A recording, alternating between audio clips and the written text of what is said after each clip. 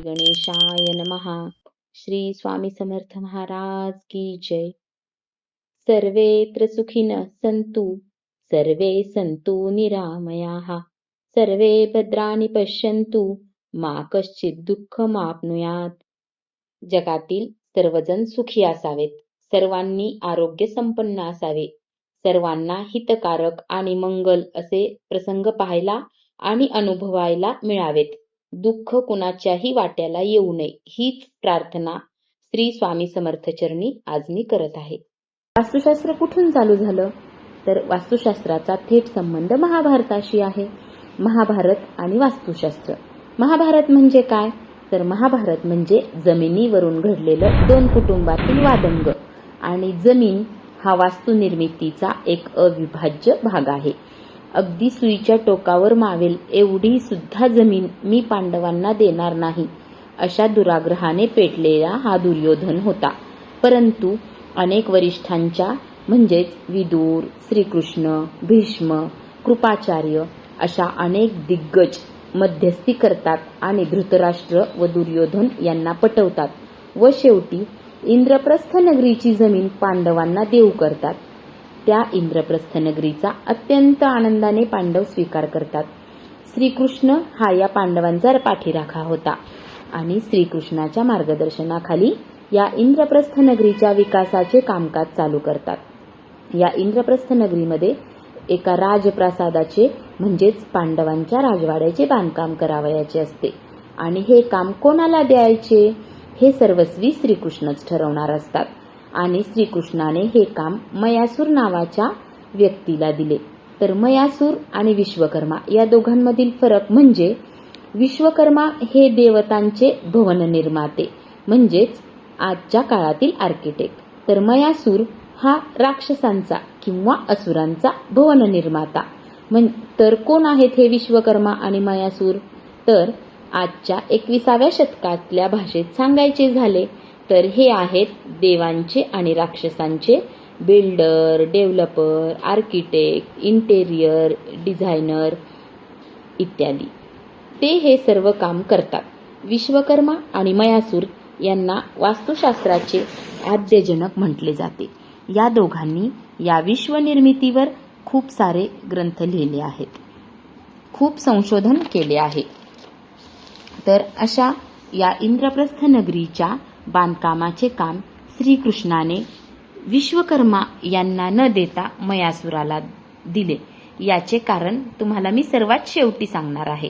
याचे निष्कर्ष सुद्धा आपण या कथेच्या शेवटी बघणार आहोत. तर ही इंद्रप्रस्थ नगरी अतिशय सुंदर, विलोभनीय होती. या नगरीमध्ये काय चालले आहे, त्या प्रासादाचे बांधकाम कुठपर्यंत आणि कशा प्रकारे चालले आहे, हे त्या नगरीचा विकास कसा चालला आहे, त्याचा सर्व खबरा किंवा माहिती दुर्योधन त्याच्या हेरांच्या माध्यमातून जाणून घेत होता आणि त्याचा जळफळाट होत होता. कारण अतिशय विलोभनीय पद्धतीने ती नगरी वसवली होती. दुर्योधन जेवढी माहिती मिळवत होता त्यानुसार तो राजप्रासाद अत्यंत उत्कृष्ट बनला आहे हे त्याला सहन होत नव्हते. अत्यंत जळफळाट होत होता. आणि एक दिवस त्या इंद्रप्रस्थ नगरीचे व त्या भव्य दिव्य राजप्रासादाचे काम पूर्ण झाले. एका चांगल्या शुभमुहूर्तावर ग्रहप्रवेशानिमित्त एका भव्य यज्ञाचे आयोजन केले गेले व एक सुंदर कार्यक्रम ठरवला गेला. देशोदेशीचे राजे, महाराजे, मान्यवर सर्वांना आमंत्रित करण्यात आले. एका नवीन राज्याची मुहूर्तमेढ म्हटल्यामुळे सर्व देशोदेशीचे राजे, महाराजे अत्यंत उत्साहाने या आमंत्रणाचा स्वीकार करून येत होते. तो सोहळा अत्यंत विलोभनीय झालेला आहे. सर्वांचे अगदी यथोचित स्वागत केले गेले आणि या भव्य दिव्य अशा राजप्रासादामध्ये एक भव्य दिव्य अशी मयसभा नावाचे दालन तयार करण्यात आलेले होते. ही मयसभा म्हणजे एक जबरदस्त भूलभुलैया होता. तिथे एक अशी निर्मिती केली गेली होती की जिथे जमीन वाटते तिथे पाणी असायचे व पाणी वाटते तिथे जमीन असायची आणि आलेल्या सर्व राजे महाराजांचे मुख्य प्रवेशद्वारावर स्वागत होत असायचे. आणि मुख्य सभास्थानाकडे जात असताना वाटेतच या मयसभेचे व्यवस्थित नियोजन केले गेले होते. मुख्य सभास्थानाकडे जात असताना सर्व राजे महाराजे या मयसभेचा आनंद घेत होते. जमीन व पाण्याचा अंदाज घेत काही जणांचा अंदाज चुकायचा आणि काही जण पाण्यात पडायचे. एखादी व्यक्ती पाण्यात पडली तर बाकीचे लोक गंमत म्हणून हसायचे. अशाच प्रकारे हा एक विनोद चाललेला होता. या सुमारास कौरव नरेश दुर्योधनाचे तेथे आगमन होते आणि ज्येष्ठ भ्राता या नात्याने यथोचित स्वागत केले जाते. तो भव्य दिव्य प्रासाद पाहून दुर्योधनाचा अत्यंत जळफळाट होत असतो, कारण त्या दुर्योधनाच्या वृत्तीचे मुळात अशी असते की आपल्यापेक्षा सर्वश्रेष्ठ कोणीच नाही. आणि तो महाल बघत बघत मुख्य सभास्थानाकडे जात असताना तो त्या मयसभेपर्यंत येऊन पोहोचतो. एका क्षणी त्याचा अंदाज चुकतो आणि दुर्योधन पाण्यात पडतो. आता यापूर्वी अनेक राजे महाराजे पाण्यात पडले होते.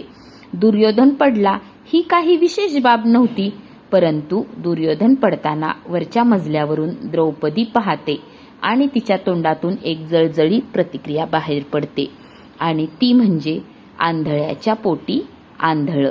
त्याच्याकडून काय अपेक्षा करायची?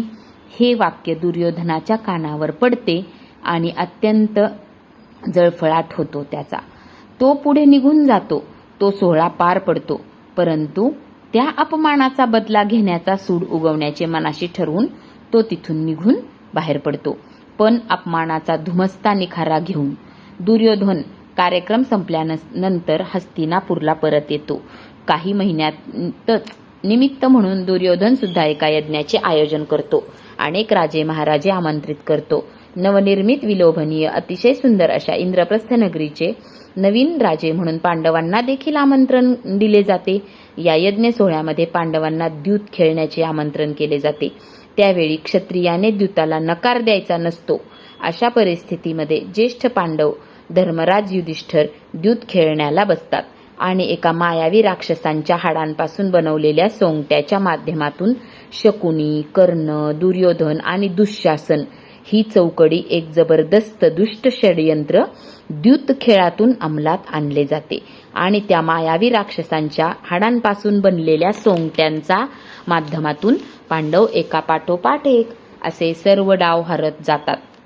सगळं राज्य, वैभव, इंद्रप्रस्थ नगरीचं सर्व साम्राज्य, द्रौपदीची विटंबना, 12 वर्षांचा वनवास व 1 वर्षाचा अज्ञातवास असं सगळं त्यांच्या नशिबी येतं.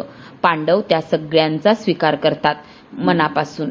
1 वर्ष अज्ञातवास म्हणजे अशी परिस्थिती असते की या 1 वर्षाच्या अज्ञातवासामध्ये जर त्यांना कोणी ओळखले की हे 5 पांडव व द्रौपदी आहेत, तर त्यांना पुन्हा 12 वर्ष वनवास व 1 वर्ष अज्ञातवास अशी त्या अज्ञातवासाची अट होती. अशा या सर्व दिव्यातून ते पार पडतात आणि 13 वर्ष पूर्ण करतात व परत येतात. जर 12 वर्ष वनवास व 1 वर्ष अज्ञातवासामध्ये त्यांना कोणी ओळखले नाही व असे हे 13 वर्ष पूर्ण झाल्यानंतर पांडव जर परत आले, तर सर्व इंद्रप्रस्थ नगरीचे साम्राज्य त्यांना परत करायचे, त्यांचे वैभव त्यांना परत करायचे असे ठरलेले असते. मग ते परत आल्यानंतर त्यांनी या साम्राज्याची मागणी केली. पण नीतिशास्त्राला धरून वागेल तो दुर्योधन कसला? त्याने सांगितलं, राज्य हवंय, वैभव हवंय तर युद्ध करा आणि मिळवा. मग सर्व सैन्याची जमवाजमव झाली. कौरव आणि पांडवांमधलं युद्ध 18 दिवस चाललं. 18व्या दिवशी या युद्धाचा शेवट झाला. या युद्धाचा शेवट काय झाला तर 100च्या 100 कौरव मारले गेले. एवढंच नव्हे तर कौरवांच्या कुळाचा वंशनाश झाला. 100 कौरव, त्यांचे पुत्र आणि पौत्र या सर्वांचा म्हणजेच कौरव कुळाचा वंशनाश झाला. पांडवाची परिस्थिती काय होती तर त्यांची सुद्धा स्थिती जवळपास कौरवांसारखीच होती. हे केवळ 5 पांडव व 6वी द्रौपदी आणि 7वी सुभद्रा ही 7च माणसे वाचली. त्यांचे सुद्धा पुत्रपौत्र या सर्वांचा या युद्धामध्ये मृत्यू झाला. म्हणजेच त्यांच्यासुद्धा वंशाचा नाश झाला. सगळे मारले गेले. मग हे असं का घडलं? ही कथा वास्तुशास्त्रामध्ये घेण्याचे किंवा सांगण्याचे तात्पर्य काय असा प्रश्न तुम्हाला पडला असेल. परंतु वास्तुशास्त्राचे मूळच महाभारतापासून म्हणजे जवळजवळ 5000 वर्षापासूनचं आहे. या कथेतून निघणाऱ्या निष्कर्षांचा आपण जरा आढावा घेऊ. पहिला निष्कर्ष म्हणजे कुठलीही वास्तू निर्माण करताना ती वास्तुशास्त्रानुसार निर्माण झाली पाहिजे. हे वास्तुशास्त्र सांगते. या वास्तुशास्त्राचे काही नियम आहेत जे मी तुम्हाला सविस्तर सांगणार आहे. परंतु जर वास्तुशास्त्राच्या नियमांचे पालन झाले नाही, म्हणजेच जर तिथे काही वास्तुदोष आला तर त्याचे दुष्परिणाम येतात. हा पहिला निष्कर्ष. या इंद्रप्रस्थ नगरीतील या भव्य दिव्य पांडवांच्या राजप्रासादामध्ये एक वास्तुदोष जाणून बुजून पेरला गेला होता. तो म्हणजेच मयसभा. मयसभा हा या वास्तूमधील वास्तुदोष होता. तो वास्तुदोष काय होता? आणि तो वास्तुदोष म्हणजे ब्रह्मतत्वामध्ये खड्डा आणि पाणी. ब्रह्मतत्वामध्ये खड्डा आणि पाणी येणं म्हणजेच एक गंभीर स्वरूपाचा वास्तुदोष मानला जातो. मग हे ब्रह्मतत्व म्हणजे काय? तर थोडक्यात संपूर्ण घराचा मध्यभाग. जर एखादी वास्तू अर्थात ती चौकोनी किंवा आयताकृती असावी आणि अशा वास्तूचे आडवे आणि उभे 3 भाग केले असता 9 भाग होतात आणि या 9 भागांपैकी मधला भाग जो आहे तो म्हणजे संपूर्ण वास्तूच्या क्षेत्रफळाचा 1/9 भाग.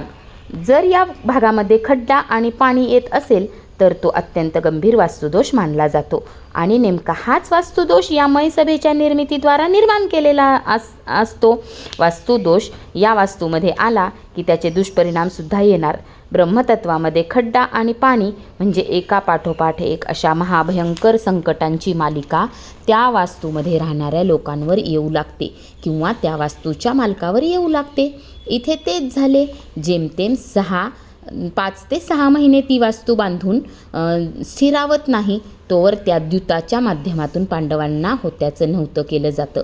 वनवासाला जावं लागतं आणि त्या वास्तूचा कब्जा कौरव घेतात. या वास्तुदोषांचे गंभीर दुष्परिणाम काही केसेसमध्ये येतात आणि तो म्हणजे वंशनाश. आणि हेच इथे घडले आहे. कौरवांचा वंशनाश झाला.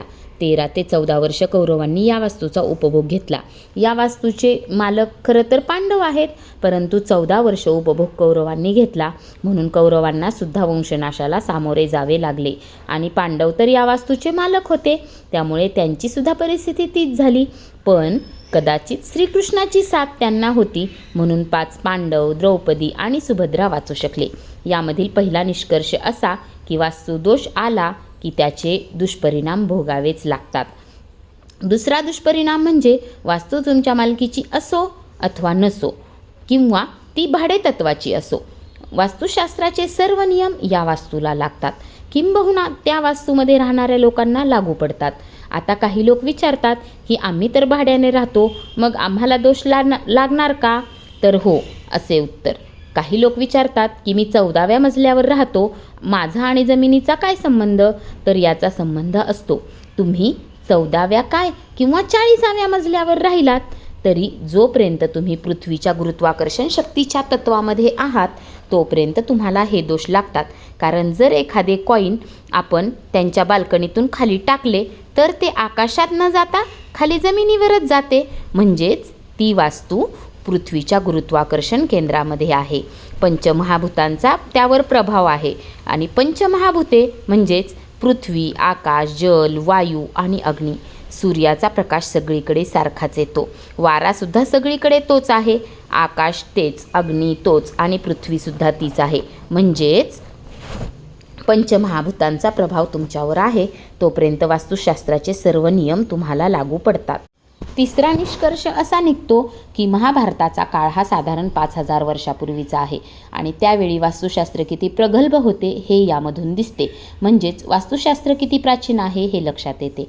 आता या पांडवांच्या राजप्रासादाचे काम हे श्रीकृष्णाने मयासुरालाच का दिले? विश्वकर्मा यांना का दिले नाही? तर श्रीकृष्ण हा जगन्नियंता आहे. तोच या पृथ्वीवरील लोकांचा कर्ता आणि करविता आहे. एक सर्वोत्तम मतसुद्धी आहे.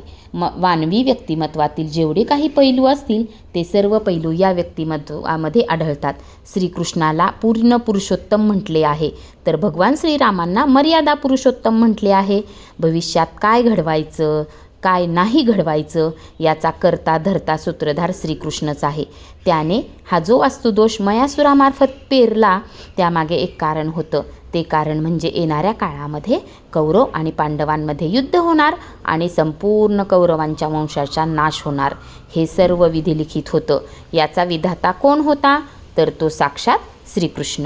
परंतु मयासुरामार्फत मयसभेचा वास्तुदोष पेरण्यामध्ये श्रीकृष्णाला यश येणार होतं आणि म्हणूनच त्याने विश्वकर्मांऐवजी मयासुराला हे काम दिलं होतं.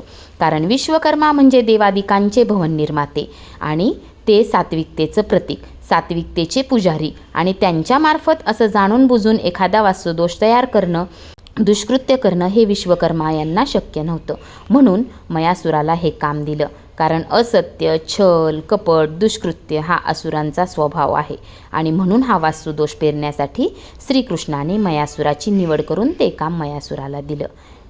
मग अशा प्रकारे ज्यावेळेस वास्तूमध्ये गंभीर स्वरूपाचे वास्तुदोष येतात त्यावेळी आपल्यावर विविध संकटांची मालिका सुरू होते आणि आपल्याला त्या संकटांना सामोरं जावं लागतं. मग यानंतरच्या भागांमध्ये आपण वास्तुदोष म्हणजे काय, त्याच्या आपल्या जीवनावर खरंच प्रभाव पडतो का हे पाहूया. तुमच्याही वास्तूमध्ये काही दोष आहे का हे जाणून घ्यायचं असेल तर तुम्ही संपर्क करू शकता श्री वास्तू मंगलमला. थँक्यू.